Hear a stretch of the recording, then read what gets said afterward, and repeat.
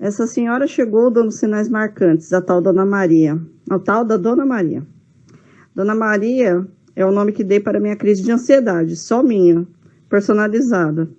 Quem não quer ser exclusivo? Contém ironia para trazer leveza. Aprendi nesses tempos pandêmicos a viver comigo, a lutar contra meus demônios, meus anjos, as egrégoras todas, por que não? Virou um verdadeiro bailão. Mas com Maria, ai, convívio novo, coisa fina. Aprendi a lidar com essa senhora. Ela simplesmente chega no ataque cardíaco para bagunçar o coração, para deixar marca. Eu deito, ela não deixa. Eu deito, ela me sacode. Acorda! Olha estatelado às 2 da manhã. As primeiras vezes que a Maria chegou, eu não entendi nada. Fiquei lendo livros. Logo um da Virginia Woolf, denso, intenso, demorado. Vencida pelas palavras, Maria dormiu. Cansou de histórias para ela dormir. Maria é alarmista sempre. Acha que o fim do mundo está próximo, que o coração explodirá de dentro para fora, que a bomba atômica escondida em algum lugar está prestes a cair no quarto. Maria exagera. Eu comecei a conversar com ela. Mostrei um tanto de música de relaxamento. Ela riu, não entende dessas coisas. Falou que queria conversar comigo. Contou que quer mostrar que sempre esteve ali. Aprendi a respirar, mostrei para ela. Ar que vem do diafragma, aquele músculo que a gente usa para cantar e sustentar as notas, sabe? Maria gosta de música e entendeu o recado. Ela canta com ar respirado. Entendi qual era a dela. Era de dizer que fazia parte de mim e de que quando chegasse, deixasse ela precisava fazer-se sentir parte. Mas quem não quer?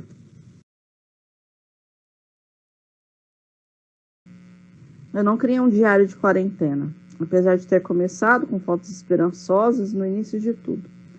Mesmo passado mais de um ano da pandemia declarada no meu estado, maiúsculo, no meu estado com minúsculo. Estar e ser nesses dias tem sido o principal objetivo.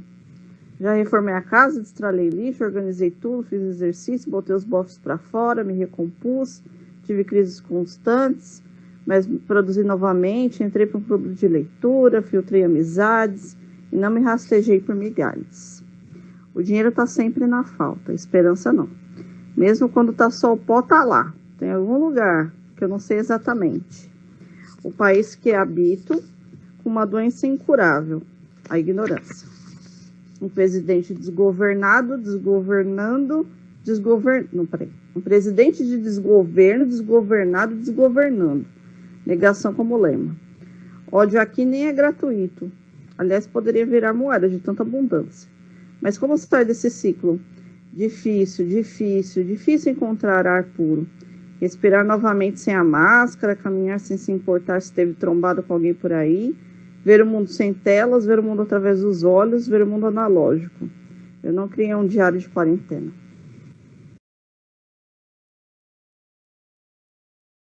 Mais tarde, os vizinhos diriam que não conheciam nenhum dos envolvidos e que não tomariam partido de um ou de outro. Na intimidade do café da tarde, entretanto, cada um escolheria seu personagem a defender. Eu era um pequeno homem naquela época, ainda não alfabetizado, como seria ainda por muitos anos.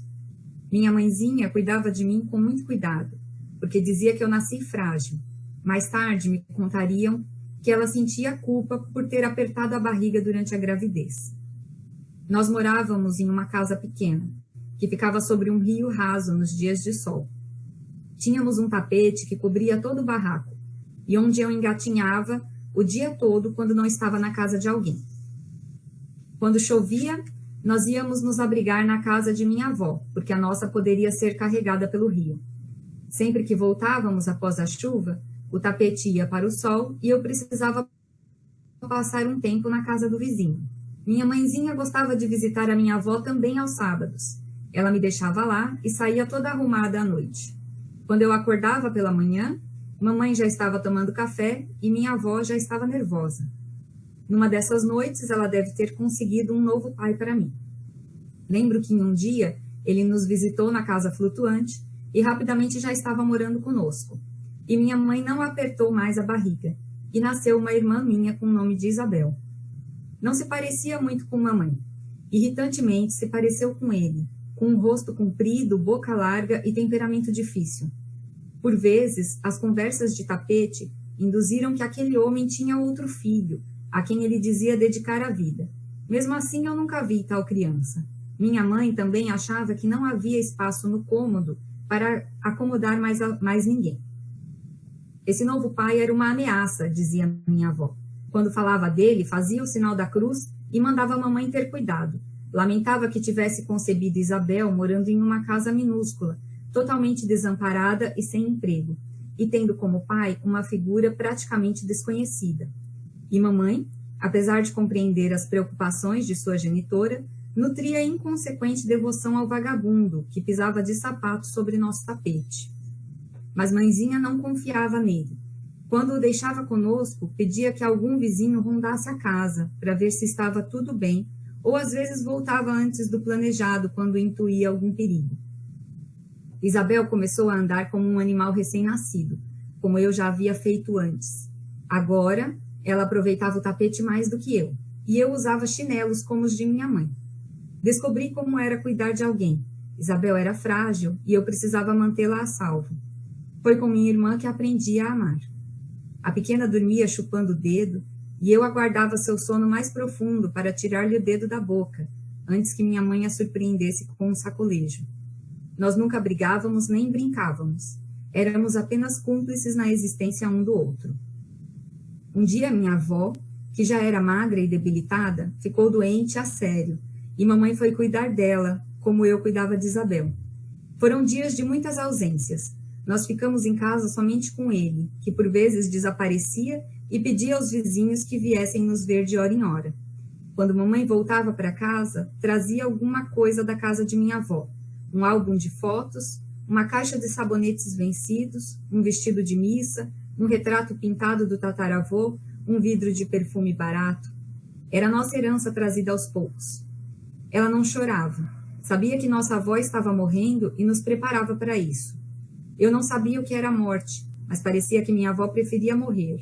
Estava sempre com dor e chorava mais que Isabel. Eu até coloquei o dedo dela na boca para ver se parava de chorar, mas a sua mazela era mais severa que os desconfortos de minha irmã. Um dia, minha mãe encontrou algo sério nos pertences de nosso então pai, o que causou alvoroço noite adentro. A vizinhança, que era sempre barulhenta, fez um grande silêncio durante a gritaria em nosso barraco. Isabel arregalava os olhos e acompanhava a discussão sem entender o que acontecia. Eu nunca gostei de barulho, mas também não me lembrava de momentos tranquilos quando a casa estava cheia. Então, a princípio, me mantive alerta como Isabel, até que o sono me venceu e dormimos, ambos chupando dedos durante a gritaria. No dia seguinte, o homem estava dormindo no tapete e os demais acordamos na cama de mamãe. Foi uma manhã silenciosa até a notícia da hospitalização de minha avó. Apesar de esperada, mamãe permitiu-se chorar pacificamente antes de sair de casa, anunciando ao quase estranho que ele deveria cuidar de nós durante o período em que ela ficaria no hospital. A partir daquela manhã, víamos minha mãe muito pouco e acostumamos-nos a seguir as regras de um homem que não era nada além do pai de Isabel.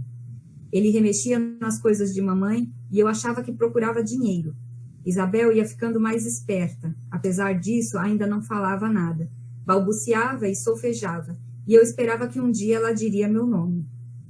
Quando o homem saía, nos deixava com um senhor simpático que morava perto e tinha um quintal de terra batida e um cachorro.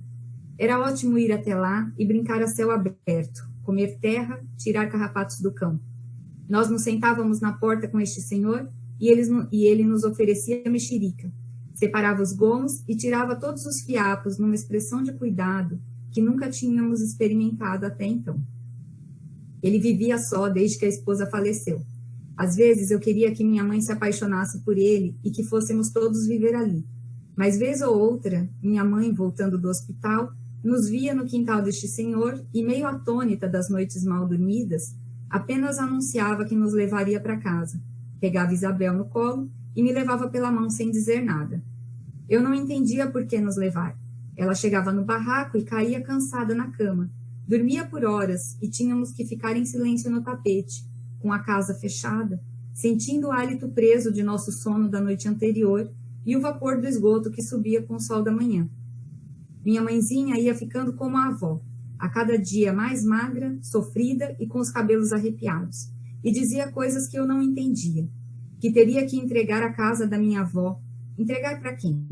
Porque não conseguiria pagar o aluguel, que não teria como mantê-la no barraco conosco após a alta hospitalar, que não conseguiria nos alimentar a todos, e continuava meio sonâmbula, repetindo para si mesma os problemas e esperando que a solução viesse, e não vinha.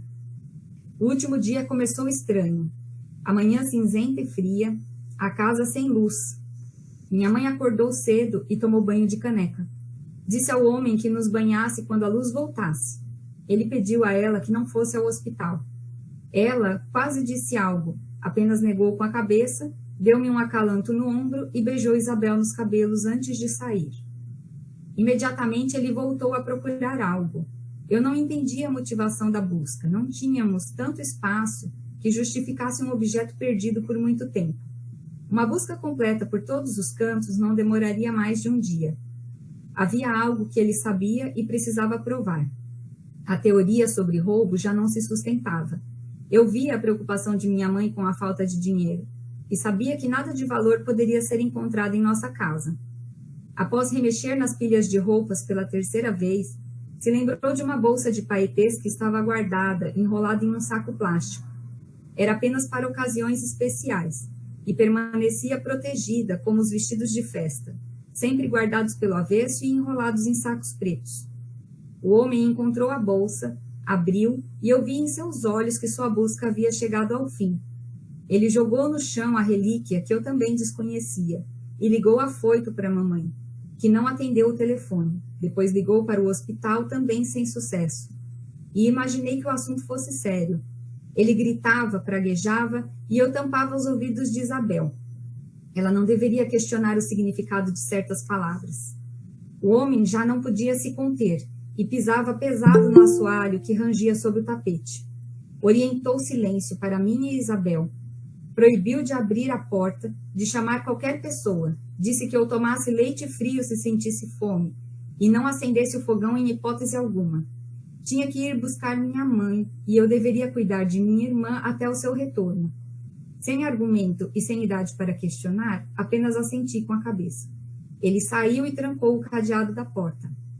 Finalmente, eu pude livremente entender que papel era aquele tão procurado anteriormente e agora abandonado no chão. O papel que causou imensa comoção no homem, que agora saía consumido pela raiva e pelo medo, era uma fotografia de minha mãe bem jovem, com um riso imenso que eu nunca vira antes. Na foto, era manhã e ela estava abraçada a um jovem também sorridente. Um homem bastante diferente daquele que vivia conosco. Um homem que se parecia comigo. Talvez um dia eu me tornasse a pessoa daquela foto. Talvez um dia eu faria minha mãe sorrir novamente. Isabel acordou e olhou fixamente para mim com o dedo na boca. Eu sorri para ela. Não queria que percebesse que estávamos sozinhos. Ela tirou o dedo da boca e chamou Nino. Me chamou como me chamavam todos, de menino. Isabel não sabia meu nome e não me importei, porque sua primeira palavra é para chamar a mim, e fiquei feliz. A chuva começou a cair leve sobre o telhado. Seria preciso tirar a cama do lugar, mas eu não tinha força. Em vez disso, tirei Isabel da cama e nos sentamos no tapete. A chuva tornou-se mais forte, as panelas tremiam e o vento cantava lá fora. Eu podia ouvir os vizinhos correndo para recolher as roupas. Isabel começou a chorar ao ouvir os primeiros trovões. Ela gritava e seu rosto e olhos se avermelharam, e eu não sabia o que fazer. Chorei também. Eu queria cantar uma canção, mas não conhecia nenhuma. Pedi a ela que chorasse mais baixo. Se descobrissem que estávamos sós em casa, veríamos novamente o conselho tutelar, e eu teria que mentir sozinho, algo que mamãe me orientasse. Isabel não me ouvia, e chovia fora e dentro, do céu e dos olhos, e eu não conseguia abrir a janela para chamar alguém. As madeiras do barraco começaram a ranger mais forte. Algo se rompeu. Parte do telhado voou, e agora a chuva caía direto sobre nossas cabeças. Levantei o tapete e fiz uma cabana para nós dois. Isabel estava assustada. Eu a abraçava com minhas mãos pequenas e insuficientes para proteger a menina. A água também vinha de baixo e empurrava os sapatos que flutuavam como barcos. Uma madeira importante se partiu num estrondo e a casa mudou de direção. Outras madeiras então se partiram. Uma delas me atingiu nas costas e me fez tossir descontroladamente. Em um impulso, eu abandonei Isabel por um momento para proteger minha própria cabeça. E a casa terminou de ruir. Eu já escutava a corrente da porta arrebentar. Provavelmente, se eu alcançasse a saída, poderia ir para um local seguro. Mas a casa me puxava para baixo, e a voz de Isabel estava cada vez mais distante e fraca, até que não a ouvi mais. Já não sabia se deveria chamar por ela ou por socorro, ou se deveria ficar em silêncio, até que alguém viesse me acordar do pesadelo daquele momento. A chuva finalmente parou e eu senti muitas dores em todos os lugares do meu corpo. Conseguia mover apenas a cabeça, que também doía, e procurei por Isabel. Em meio às panelas amontoadas com todo o resto de nossa casa, enxerguei os 2 pezinhos de minha irmã. Estavam tombados, juntinhos, imóveis, e ela, silenciosa, não chorava, e não choraria nunca mais. Tá bom.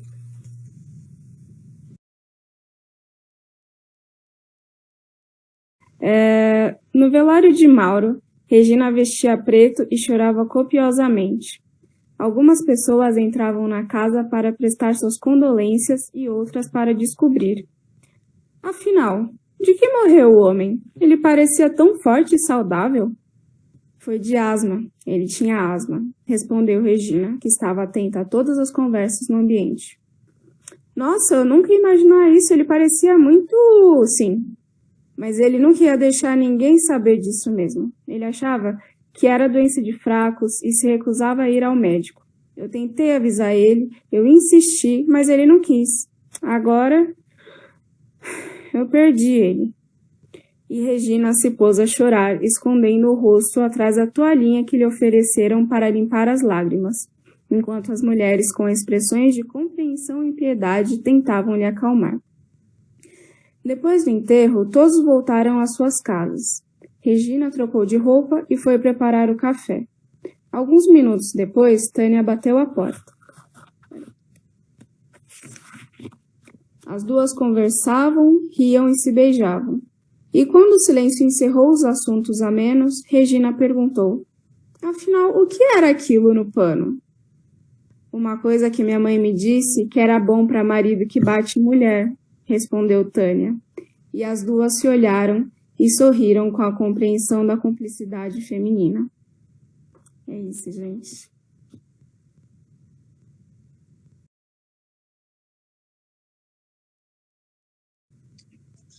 Aqui dentro não cabe mais nada. Está tudo cheio demais. E meus olhos não enxergam a mesa.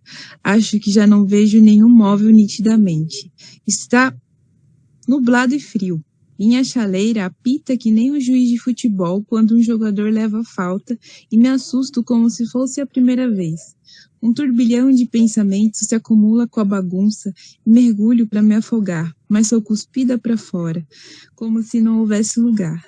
Vejo um feixe de luz saindo do vidro da cozinha e penso que esqueci a luz ligada e preciso apagar qualquer luz que esteja acesa. Mas trombei com uma barata, querendo comer o meu pé antes de eu cruzar o caminho dela. Fui rendida no meio do corredor por tentar apagar a luz, e ela estava na curva e vira lentamente o pescoço, cravando os olhos no meu crânio numa tentativa de manipulação visual. Pulei e fui correndo para o banheiro, trancando a porta. Ouvi a lentidão de suas patinhas. Senti a suadeira pingar no meu rosto afora.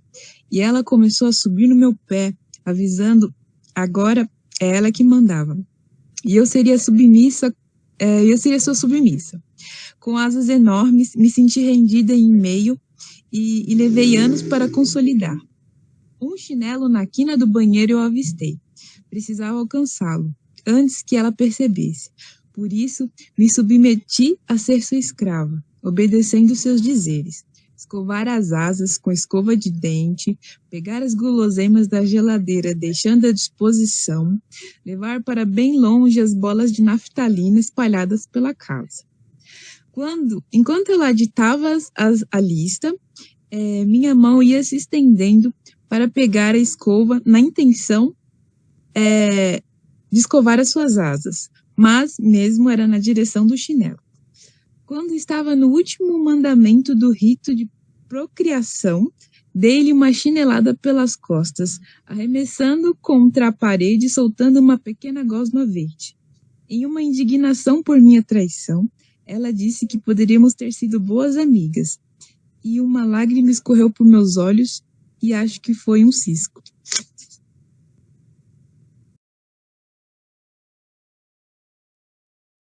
Caminhando pelo sertão, a menina se aproximou da venda principal e nas pontas dos pés alçou a janela de onde conseguia enxergar a televisão. Ficou ali parada, pendurada, observando tudo o que se passava dentro da caixa colorida. Depois de alguns minutos, retomou a memória do que lhe aguardava. Puxa, tenho que ir rápido, Felipa pensou alto. Saiu correndo, como se fosse salvar uma grávida, parindo, e conseguiu chegar a tempo na casa do coronel Jurá. Diferente do que parecia, Felipa não precisava salvar ninguém. Inclusive, o que mais latejava dentro dela era o quanto gostaria de se salvar. Felipa Fantin, Fefê, era conhecida em Maravilha, no sertão de Alagoas. Menina magrela, do rosto largo e voz baixa, mas sempre firme, como uma pedra. Foi vendida para o coronel desde muito pequena. Ele vivia esbravejando que ela teria um futuro bom. Fefê não precisa de mais nada. Estou criando a minha esposa. Felipa, prisioneira desde os seus 12 anos, utilizava Fantin, sobrenome do monstro exaltado no buraco do mundo fantasiado de paraíso. Ela conseguia respirar uma vez na semana, com hora marcada de retorno. Só saía para não dar na cara da população os abusos. Esperta, como sempre, nunca deixava de passar na venda principal para ver um pouco de TV escondido.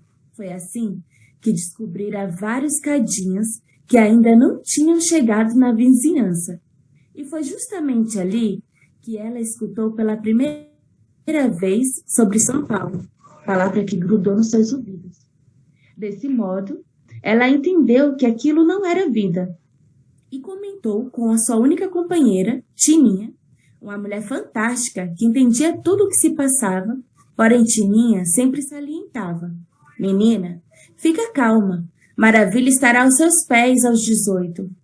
Tininha era passadeira e responsável pelo casarão desde que se entendia por gente. Algumas vezes, ela até falava que se sentia uma freira, mas que, diferente de Jesus, ela nasceu para servir o diabo, o seu coronel Jurá. Tininha, eu preciso sair deste lugar, dizia Felipa. Não se aveste, menina, se acalme, dizia Tininha. Você precisa me ajudar, dizia Felipa.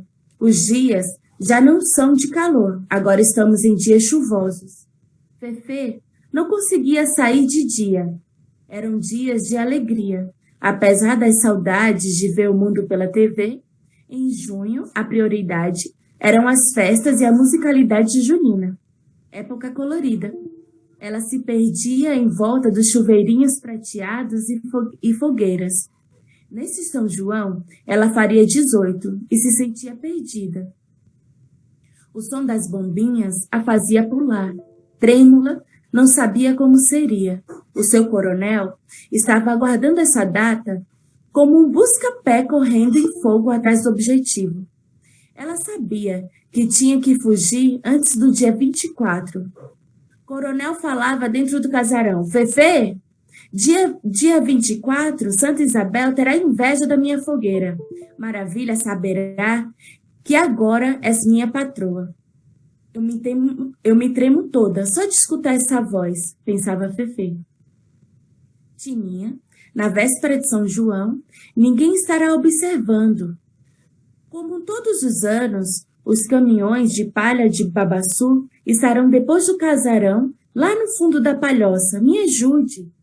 Vou me esconder entre as palhas e ir embora logo cedo. Preciso de algum dinheiro para pegar um ônibus lá na capital, vice?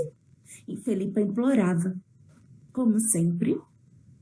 Tininha, sabendo que o futuro da menina seria prisioneira até a morte, pegou suas economias e as entregou. Vai-te embora. Seu coronel Jurá bebeu tanto que se o rio São Francisco fosse feito de cana, era na véspera de São João que ele iria desaguar. Pela manhã, Fefê fugiu. Coronel sentiu. Foi um Deus nos acuda. Ele berrava. Vou te pegar, sua Satanás sem cauda. Soltava tiros para o céu, como se quisesse punir a Deus pelos pecados que cometeu a vida toda. Houve correria, o ônibus partia.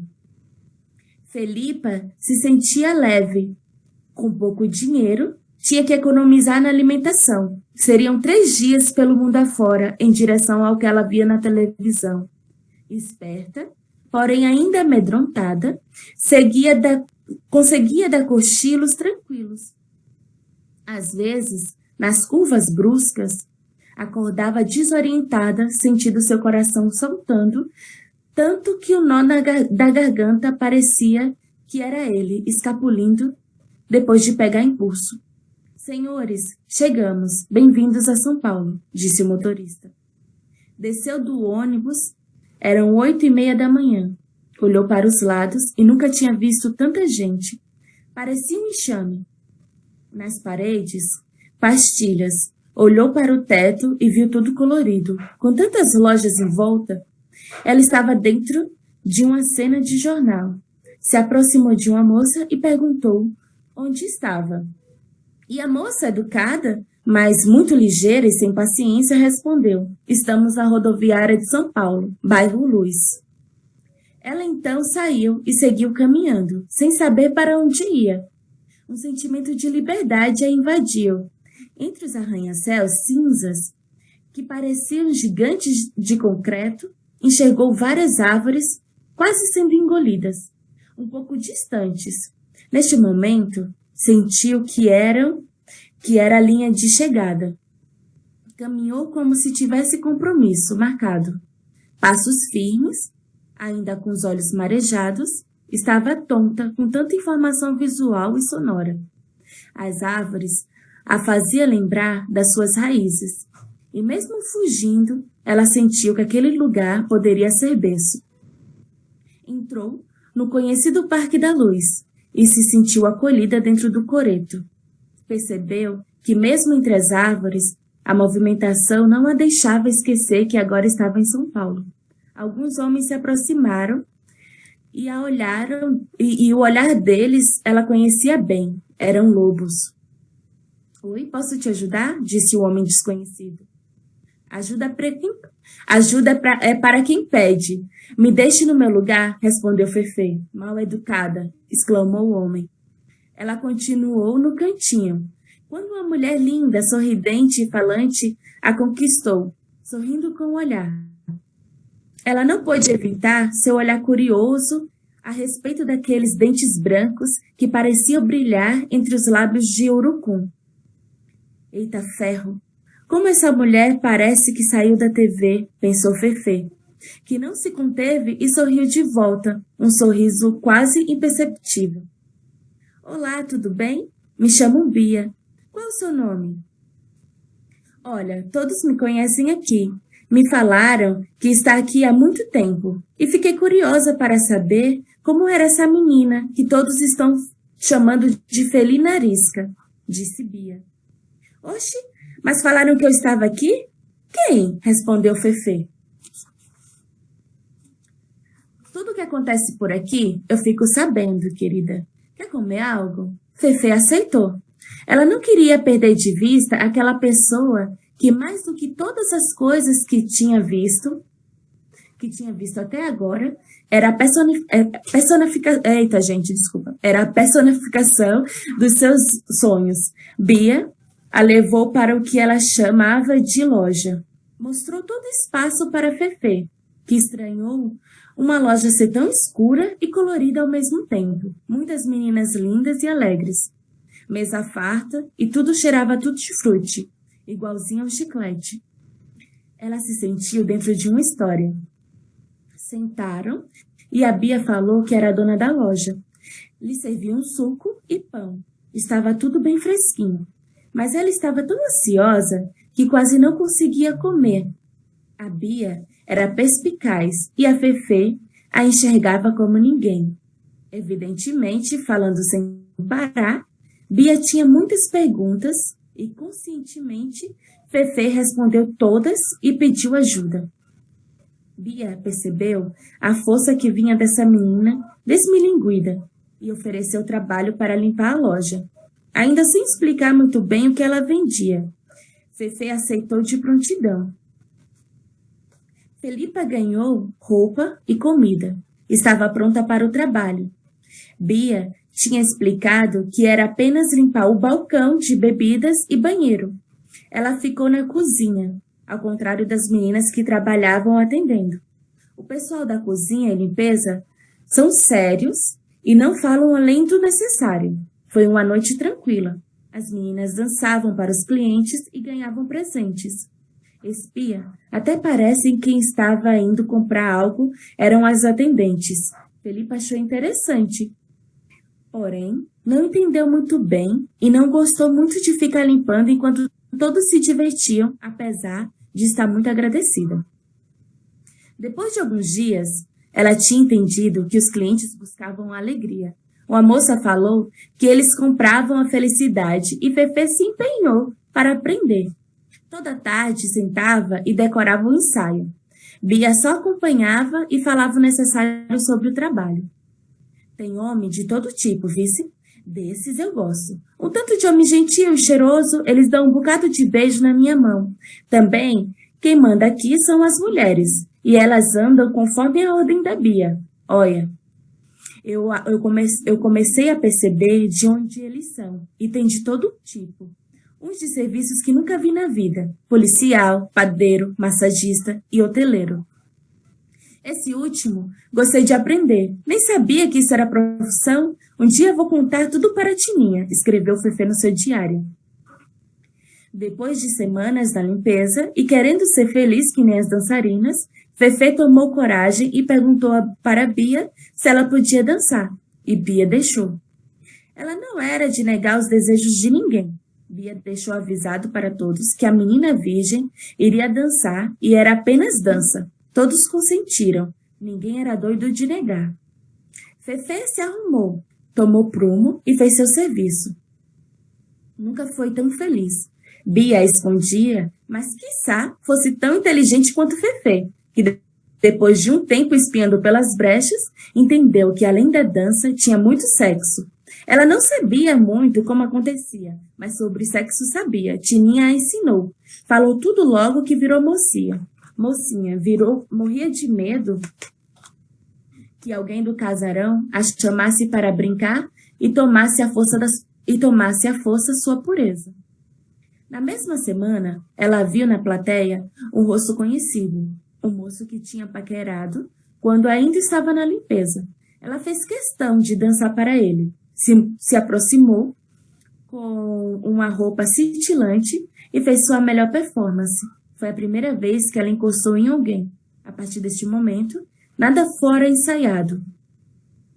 Cada pedaço do seu corpo estava quente e sua respiração ofegante. Passou seus lábios pelo rosto do rapaz e deixou seu batom marcado em sua bochecha. Cheirou seu cangote e ele cheirava algo bom com álcool. Buscou suas mãos no escuro e o levou para o seu quarto. Ela, que chegou a pensar que prazer era sentir as gotas geladas da bica num dia de muito calor, se sentiu enganada, mas muito satisfeita. Quando acordou, a presença dele eram algumas notas de dinheiro. Então, ela percebeu que o prazer dele valia mais do que ganhou em um mês limpando mesas. Ela entendeu o novo serviço e gostou. No outro dia, ela teve outra experiência com um padeiro. Ela passou a noite escutando sua história e chorou junto com ele por saber que sua esposa havia sumido depois que ele se engraçou com um atendente e deu-lhe prazer. Fefê foi acumulando experiência. Bia não tinha muita paciência para explicar. Mas, em alguns momentos, quando alguém bebia e perdia o controle, era ela que resolvia. Havia passado 1 ano. Fefê se sentia dona da sua própria história. Era sua tarde de folga, um dia laranja de outono. Saiu para caminhar, para tentar se aquecer. Seu semblante era feliz e rosado. Viu uma bolaria com doces lindos na vitrine e entrou. Sentiu o alumínio da cadeira entrando em contato com suas pernas, que mesmo com meias ainda estavam frias. Pediu um café e um pedaço de bolo, mais lindo e gordo. Oi, moça, está aqui seu café, disse a atendente. Felipa tomou um gole de café que delicadamente esquentou seus lábios e sentiu o líquido escorrendo por dentro da sua garganta. Teve um momento que sentiu seu coração ser aconchegado e beliscou um pedaço de bolo que fez com que sua mente despencasse de prazer. Por um momento, ela não sentiu nada. Sua mente parecia um dente de leão soprado. Quando abriu os olhos, viu o sorriso afetuoso da confeiteira. Neste momento, Fefê pensou: eu sou quase uma confeiteira. Amo dar pedaço de bolo e quase ver a alma do meu cliente se desfazendo de gozo. Prazer. Eu sou Felipa Fantin, uma puta confeiteira. Essa é a minha nova assinatura. Galinha Extraordinária é um conto feito em homenagem a Gabriela Leite, filha, mãe, avó e puta.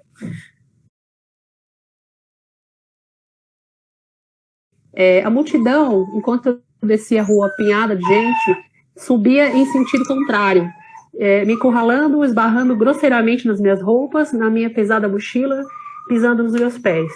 Debaixo daquele sol, eu avistava de longe o carrinho do uniformizado sorveteiro. Confundi-o com o homem que entrava apressadamente no açougue vestido igualmente de branco. Tirei uma bala do bolso e uma conta vencida para pagar. Era uma segunda-feira morna.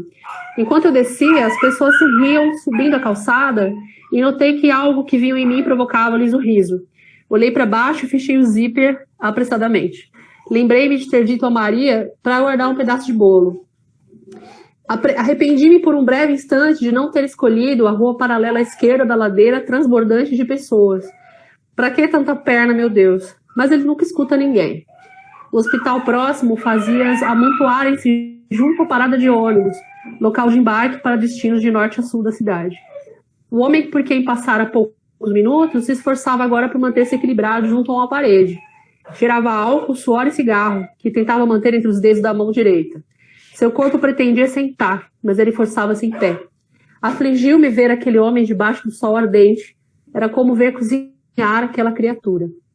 De repente, um esbarrão e é lançado no chão. Cai de 4 feito um cachorro. Pequeno demais para ser visto, não merecera pedido de desculpas do homem que o jogara na calçada. Agora, o homem que mal conseguia se equilibrar em pé, não conseguia levantar-se da posição em que estava. O cigarro escapou dos dedos e saiu rolando pela calçada. Tentou tirar outro do maço que estava no bolso da camisa encardida, mas este caiu, espalhando todos os cigarros no chão. Cortei pela esquina da padaria que se avultou à minha frente. O cheiro de pão fresco entrou pelas minhas narinas, recebendo a breve resposta do estômago, fome. Mordisquei um pedaço do pão, limpei a boca e pensei no pobre homem maltrapilho que buscava o próprio equilíbrio. De repente, um esbarrão, lançando-me no chão. Caí de joelhos, cheirando álcool, suor e cigarro.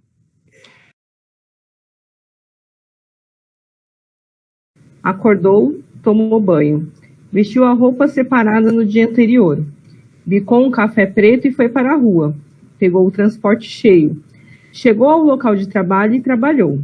Atendeu telefonemas, respondeu e-mails, transitou entre os departamentos. Se irritou, se alegrou. Pausa para o café. Mais telefonemas. O final da tarde se aproxima. uma paradinha para se ajeitar diante do espelho. Qual é a boa da noite?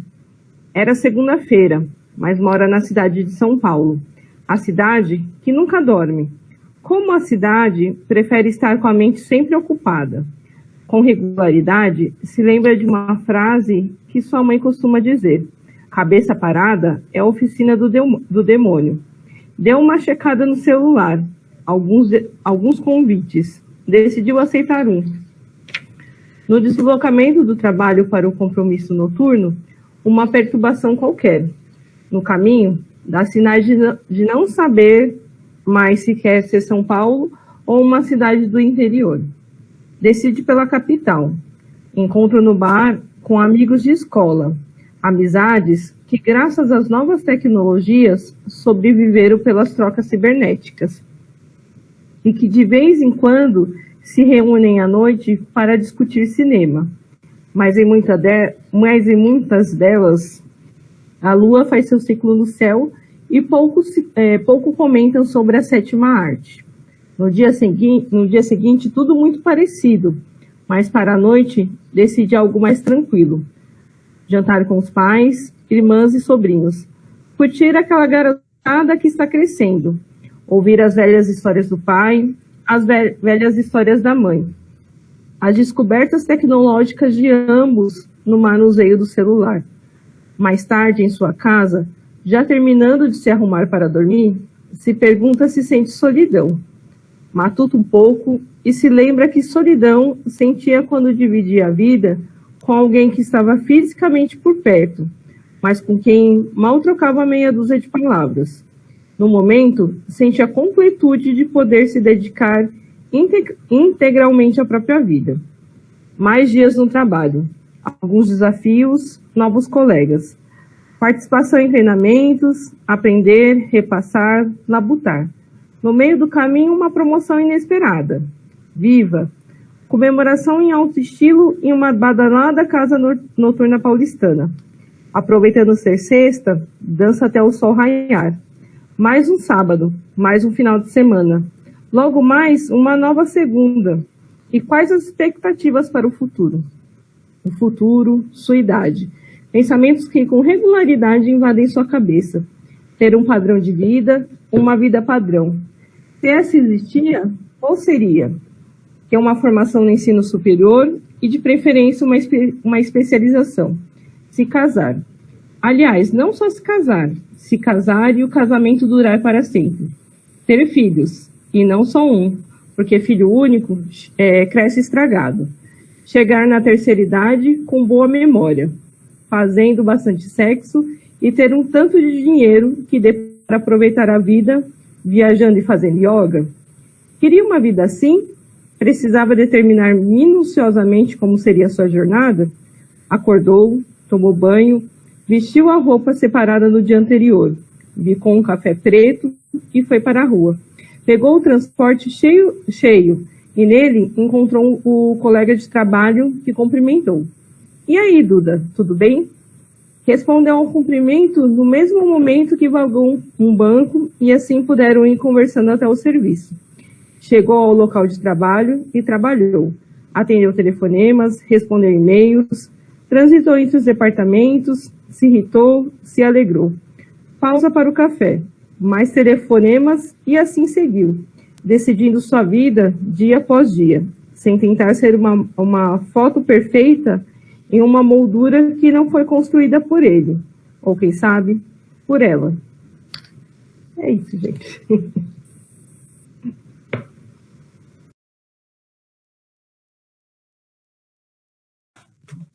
Peguei minhas coisas e fui. Entrei na cabine. Peraí, o nome do conto é A Viagem, tá? Entrei na cabine, onde as coisas pareciam estar no seu lugar. Sentei. Peguei meu celular para me distrair e me senti inquieta.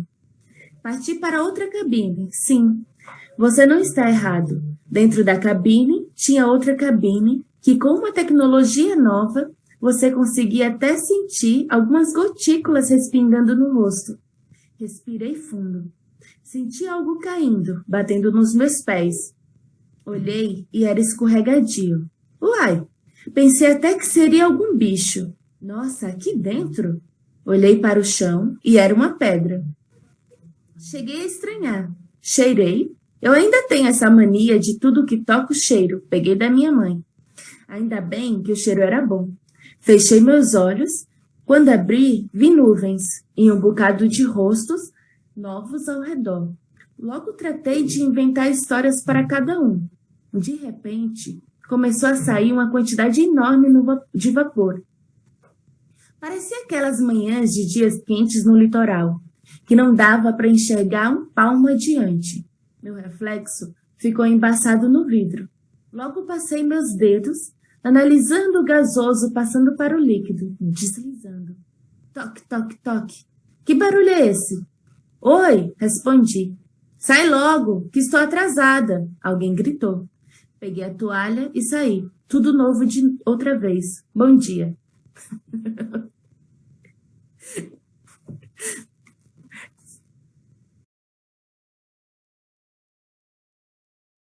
Acordou tossindo às 3 da manhã. Estava muito calor. Pegou a garrafa d'água que sempre ficava ao lado da cama e deu um bom gole. Pensou que seria uma noite daquelas, mas tentou deitar novamente. Por mais que evitasse as notícias para se alienar um pouco, as imagens das UTIs colapsadas em todo o Brasil não saíam da cabeça. Isso após ultrapassarmos o número de mortes dos Estados Unidos e assumir a liderança mundial, com o aumento exponencial de casos em consequência das 3 novas cepas da Covid-19 originadas no Brasil, sendo a de Brasília 100 vezes mais letal que a inicial, identificada pela primeira vez em março. Curiosamente, quando uma comitiva presidencial voltou de Israel com um suposto spray que deveria prevenir a doença, mas acabou por acelerar a evolução do vírus.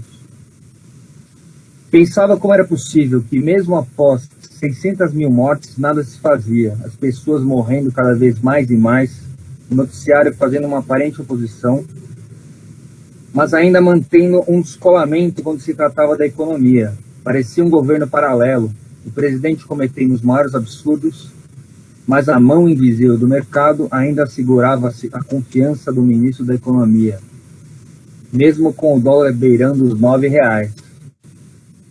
Já tinham passado 50 minutos e nem sinal de sono. O psiquiatra já havia aumentado a dose de sua medicação por 3 vezes desde o início do ano, e em princípio funcionava. Mas depois de alguns dias perdia efeito. Por conta própria, tomou mais um comprimido, mas parecia inútil insistir. Levantou, ligou o PC, tinha um conto para escrever e resolveu aproveitar a madrugada silenciosa. Na tela de boas-vindas dizia 29 de outubro de 2021, aniversário do seu pai. Faria 77 anos se estivesse vivo. Pensou em como queria ter conhecido ele quando adulto, ter conversado mais, ter tentado entender suas razões, seus problemas, mas infelizmente não foi possível. Desde a separação de seus pais em 1987 até a sua morte, teve um convívio ora mais próximo, ora mais distante. Mas ainda não era tão maduro aos 18 anos quando ele faleceu. Abriu o arquivo, cursor piscando, 0 ideias para aquele conto. Olhou para o teto, a tinta descascando, na parede também. A mesa ficava ao lado da janela. Algumas rachaduras, um pouco de mofo. Como chegou a esse estado? Fazia 22 anos que moravam lá. Mudaram no mesmo ano em que seu pai ficou doente. Tem a pandemia, a depressão, mas já vinha de antes. O que impedia de realizar algumas coisas? Se sentia inútil. Não conseguia terminar nada. Sentia ter um potencial desperdiçado. Mas sempre aparecia aquele sentimento de impostor. Por que nunca pintou esse quarto? Olhando a tinta descascada, pensou em quantas pessoas teriam vivido nesse apartamento. Será que alguém já morreu aqui? Pensamento interrompido pelo barulho da chuva batendo na janela de alumínio. Trovões. Ao menos um alívio naquele calor. O edifício fora construído na década de 1970, pelo que se lembrava da convenção, cuja cópia ele possuía por ser síndico. Estava mais para síndico. Era um edifício familiar, onde um patriarca construía e cada apartamento iria para um parente. Como ele se chamava? Milano, e o sobrenome? Stevanovic. O antigo proprietário, seu filho, se chamava Ivan, e sua irmã se chamava Vivian, ou seria Viviane. Ela tinha uma loja de artigos esotéricos que dividia a metade da parte de baixo do prédio com uma loja de R$ 1,99 naquela época, onde pagavam mensalmente algumas notas promissórias, pois o valor do financiamento conseguido pela mãe não alcançava a totalidade do valor do apartamento. Hoje essa parte térrea é totalmente ocupada por uma farmácia de uma rede que pertence a um delegado do litoral de São Paulo, que fica tocando o dia inteiro, em looping, uma gravação ou um locutor provocando os clientes da rede vizinha, bastante conhecida pelos seus descontos, dizendo que cobra menos. Na verdade, cobra uns poucos centavos a menos. Pegou uma régua de alumínio que estava sobre a mesa antiga de cozinha que usava como escrivaninha e começou a remover uma camada de tinta, cor de gelo, que se soltava. Abaixo da primeira camada, começava a se revelar um tom mais pro branco, um tanto encardido. Antes de vender o apartamento, deram aquela maquiada básica, sem sequer preparar a parede. Enquanto removia essa camada branca, que revelava um tom mais creme, escutou a chuva apertando. Depois, outra camada, verde clarinho, que raspando um pouco mais, mostravam a última camada, cor-de-rosa. De repente, cabrum! Um clarão vindo de fora e da parede, acompanhado de um ruído ensurdecedor. Era como se fosse uma descarga de energia vinda pela régua, e o fez largá-la imediatamente. Coisa de menos de um segundo. A luz do computador apagaram e ficou uma escuridão e silêncio completo. Só sentia um formigamento pelo corpo e o ouvido apitava. Pensou ter exagerado no remédio. Meio zonzo, conseguiu se arrastar até a cama e desmaiou. No dia seguinte, abriu os olhos, com a vista meio turva, corpo todo dolorido, dor de cabeça. Parecia uma ressaca braba. Estranhamente, ouvia mais pássaros cantando do que o usual. E nada de gravação da farmácia. Sua cama parecia diferente. O quarto estava mais vazio. Tentou se levantar, sem sucesso. Desabou na cama e apagou novamente. Acordou algumas horas depois e realmente achou que estava sonhando. Levantou e viu que não parecia o seu quarto. Quer dizer, era o mesmo lugar. Mas onde estavam suas coisas? Parecia tudo mais novo, sem carpete no chão, tacos conservados, um criado mudo com um despertador antigo, uma escrivaninha, uma cadeira e um guarda-roupa. Onde estavam suas coisas, suas tralhas? Quando abriu o guarda-roupa, que estava vazio, apenas com alguns cabides, ouviu vozes vindas da sala. Mas e esses móveis? Esse aqui já está todo mobiliado, por um pequeno acréscimo no aluguel. Sua reação foi se enfiar embaixo da cama. O prédio é bem novo, tem apenas 13 anos e está totalmente desocupado. É de propriedade de uma família. Os filhos do dono moraram aqui durante a faculdade, mas depois de formados resolveram mudar, dizia o homem que parecia ser um corretor de imóveis para um casal. Fernando ouvia tudo perplexo sob a cama. Não sei, achei um pouco caro. Não tem garagem, reclamou o marido. O senhor não trabalha na Avenida Paulista? A linha nova do metrô em breve estará pronta. Estamos a 5 minutos da Estação Saúde. O senhor poderá ir a pé, pegar metrô, sem preocupação com trânsito, estacionamento, gasolina. É o transporte do futuro. Mas, Nelson, não podemos ficar sem garagem. Como faremos quando nascer nosso filho? Disse preocupada a moça. Vamos pensar mais um pouco, olhar outros e, conforme for, entraremos em contato. Pensem no investimento para o futuro. Fiquem com o meu cartão. E saíram. Como parecia seguro, Fernando saiu do esconderijo. Não era possível. Devia estar sonhando ou sob efeito dos remédios. Foi verificar o apartamento impecável, a cozinha, entrou no banheiro, aqueles azulejos novos, piso de cerâmica vermelho, se dirigiu lentamente para o vitrô, que não tinha vidro rachado, e nem estava enferrujado. Onde estava a ciclovia? Viu carros antigos, Passat, Chevette, Fusca. Que é isso? Estou nos anos 90. Foi até a pia, abriu a torneira e jogou insistentemente água fria no rosto, na esperança de que despertasse daquele estranho pesadelo. Lavou e parou com as mãos cobrindo os olhos, deslizando-as lentamente para as têmporas, revelando sua imagem refletida, a qual foi encarando fixamente no espelho por alguns minutos, enquanto tentava se acalmar. Passado o baque, voltou para o quarto para tentar entender o que tinha acontecido. Viu a régua de alumínio caída chamuscada e sentiu a vermelhidão na mão. Passou, raspou a régua insistentemente na mesma parede cor-de-rosa, mas nada acontecia. Precisava pensar no que fazer. Primeiro precisava se situar. Foi até a sala, ligou a televisão, de tubo, com estrutura de madeira. Nossa, aquela era a Xuxa? Numa mesinha de canto do telefone, de disco, alguns cartões de visita de Aníbal Correia, corretor de imóveis. E ao lado um bloquinho com a anotação Nelson, 2910. Então tinha viajado para o mesmo dia que estava em 2021, mas em que ano? Foi quando vi um exemplar da Veja na mesinha de centro, 28 de outubro de 1987.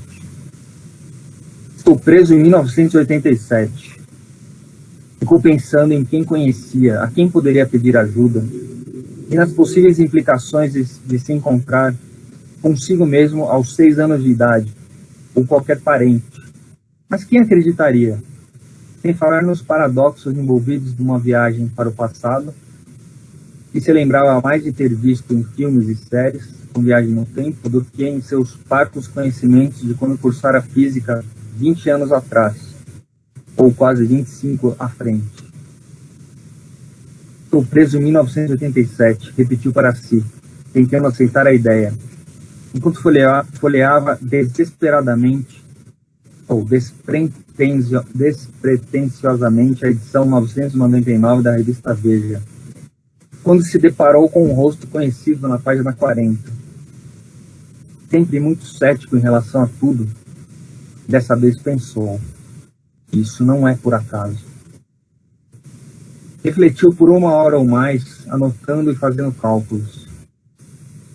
Deve ser algum devaneio, sonho ou piração minha, viagem dos remédios. Mas e se não for? Vou entrar nessa e aproveitar a chance de fazer algo de relevante pela humanidade. Mas para sobreviver nessa nova vida, precisava de dinheiro.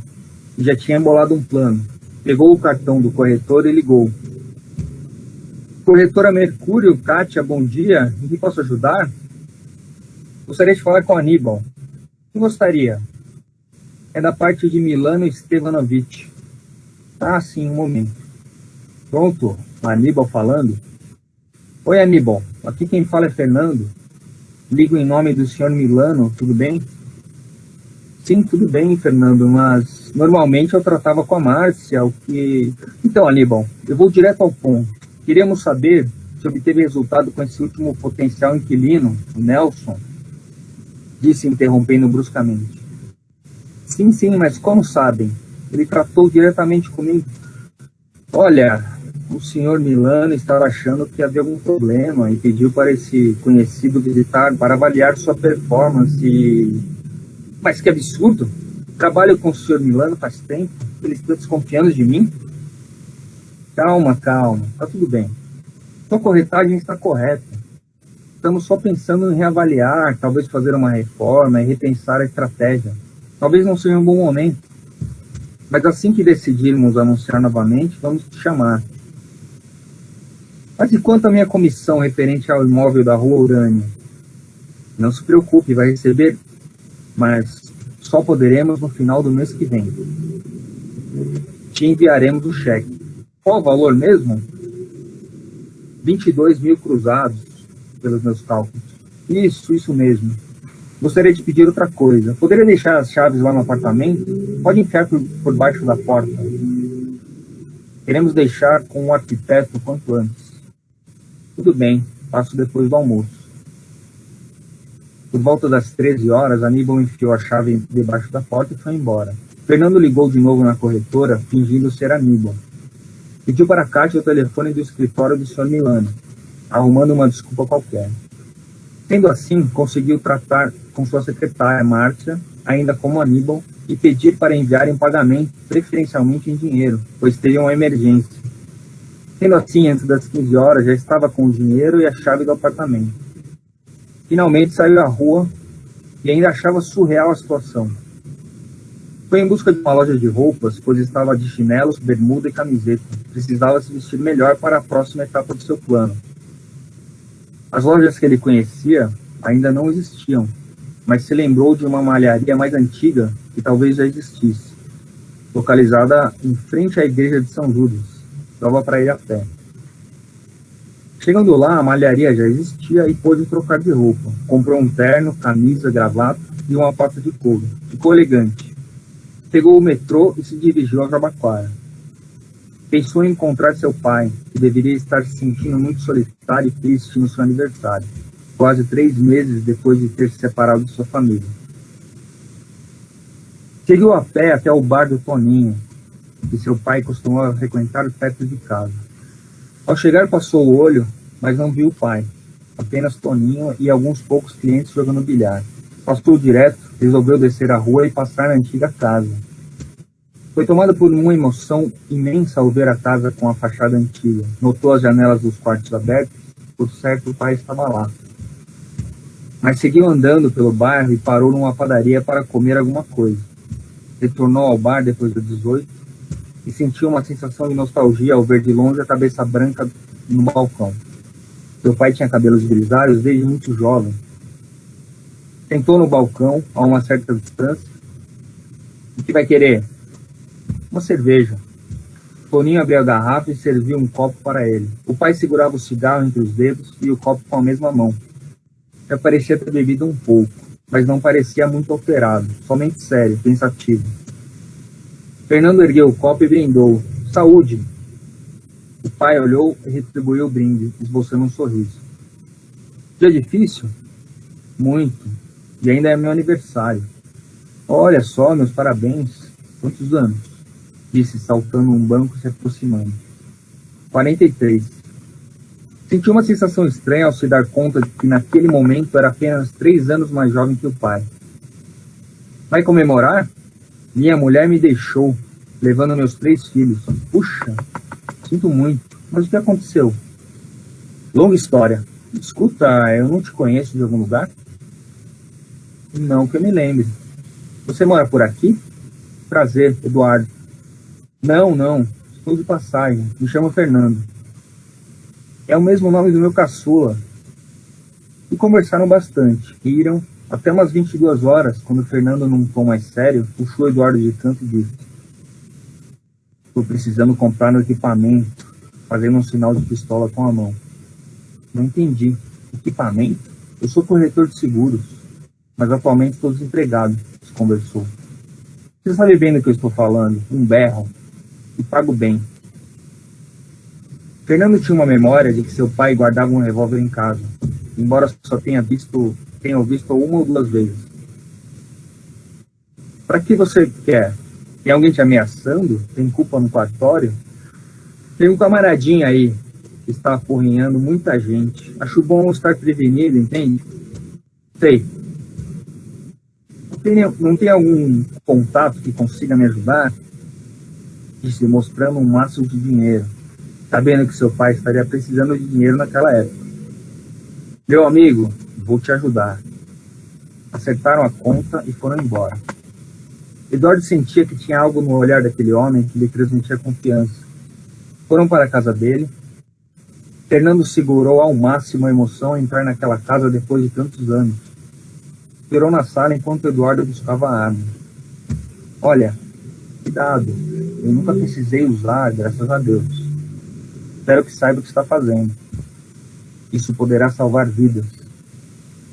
E com esse dinheiro, se você quiser, pode comprar outra e ainda sobra para comprar algum presente para o meu xará, disse, entregando o dinheiro. Acabou dormindo lá e na manhã seguinte deu um abraço apertado no pai, sabendo que provavelmente seria a última vez que o veria. Escuta, vê se tenta dar uma maneirada no cigarro e na bebida também. Perdi um grande amigo pro câncer há um tempo, sabe? Vou tentar. Mas a vida é tão dura, a gente acaba arrumando essas fugas. Seguiu para a rodoviária do Tietê, comprou a primeira passagem para o Rio de Janeiro e chegou às 16h30. Logo tomou um táxi, trazia tal revista na pasta e perguntou se o motorista conhecia essa pessoa.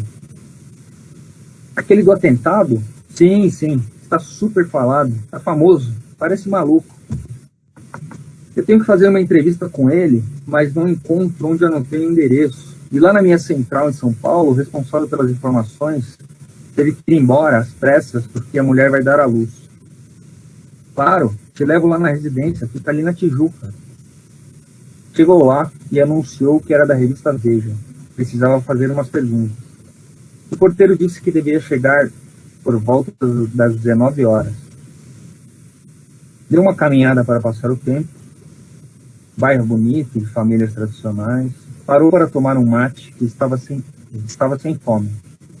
Voltou por volta das 18h45 e ficou por perto.